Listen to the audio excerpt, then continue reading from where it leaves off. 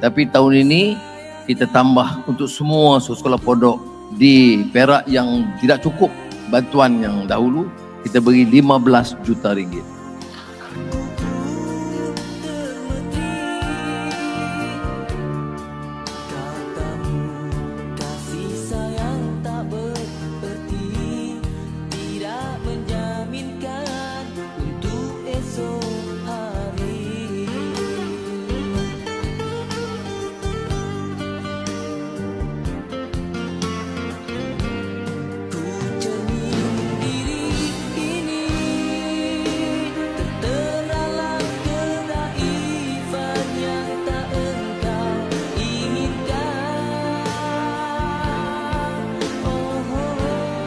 Syekh Wan Zaidi Wantih ada, mantan mufti.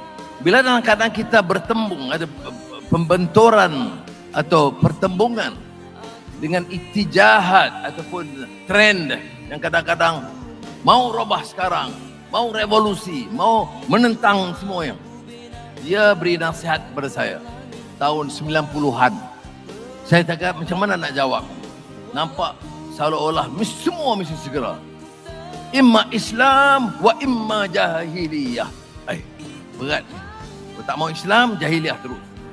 Jadi masa itu Syekh Wan Zaidi beritahu saya akan telaah kitab Asy-Syatibi Al-Mawafaqat. Kita dah luluskan tahun lalu untuk 115 pondok Perak ni. Tapi tahun ini kita tambah untuk semua sekolah pondok di Perak yang tidak cukup bantuan yang dahulu, kita beri 15 juta ringgit.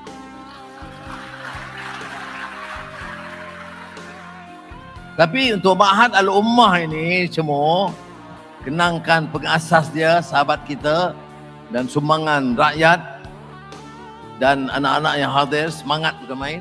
Jadi yang mohon daripada Perdana Menteri 200,000, tapi Perdana Menteri luluskan 300,000 ringgit.